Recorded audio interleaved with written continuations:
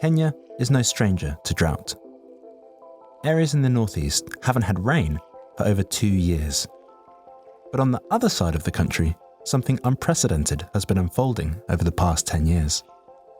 All the lakes along Kenya's Rift Valley have been getting bigger.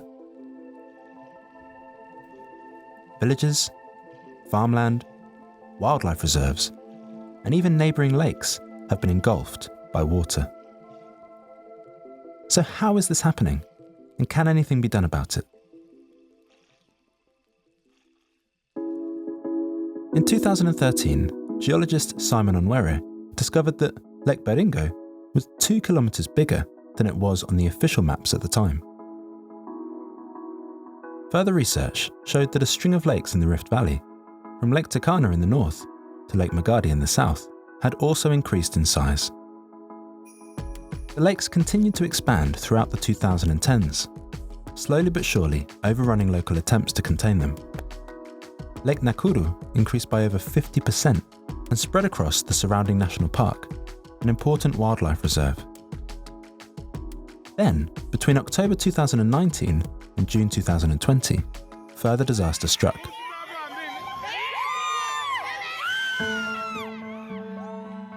Relentless heavy rains devastated the country. Hundreds of people were killed by landslides and floods, which left over 100,000 people displaced from their homes. And there was an ecological cost as well. Lake Baringo, which is a freshwater lake, and Lake Bogoria, a salty alkaline lake, usually lie over 20 kilometres away from each other. But by the time the rains ended, the lakes had come within 7 kilometres of merging. Had the freshwater and saline lakes combined, it would have devastated both ecosystems. Meanwhile, Lake Turkana, the world's largest desert lake, increased by 779 square kilometres.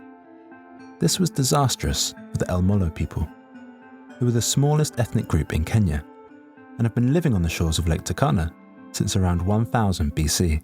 Layla Mohammed now brings us the story of El Molo Bay, where communities are drowning as the waters of Lake Turkana rise.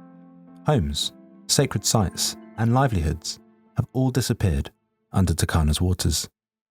So what's causing the lake's expansion? A government-sanctioned report published in 2021 sheds some light on the situation, but it's far from clear-cut. The report identifies more rain in the lake's catchment areas due to the climate crisis, unsustainable land use practices, and tectonic movements. The first two causes can be seen at Lake Baringo and Lake Bogoria. Intensified land use and deforestation on the steep slopes surrounding the lakes has caused topsoil to wash down, clogging the lake beds and displacing the water. But Lake Turkana is in a desert. Its rise is not caused by too much rain or unsustainable land use. The government report explains that since the Rift Valley is an active tectonic belt, naturally occurring stresses are transforming the lake beds, and increased seismic activity is also changing the flow between the groundwater and the lake water. But in spite of these differing factors, one thing remains clear. The impact of the rising water levels on communities living by the lakes is huge. So why was the government so slow to act? Many believe it's taken the government over 10 years to investigate because the country has seen it all before. Heavy rains brought devastating floods in 1961 and 1997, and with them, a rise in the lake water levels. But each time, nature has rebalanced itself and the water levels have receded.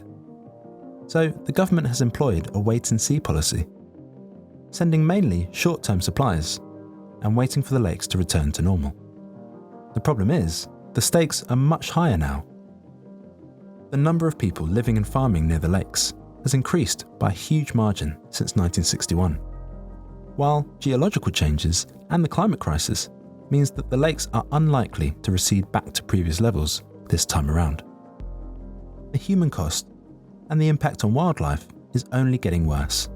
So far, nearly 400,000 Kenyans have been displaced by flooding, and protected animal species are losing their habitats, while school children are having to negotiate crocodile-infested waters to get to school.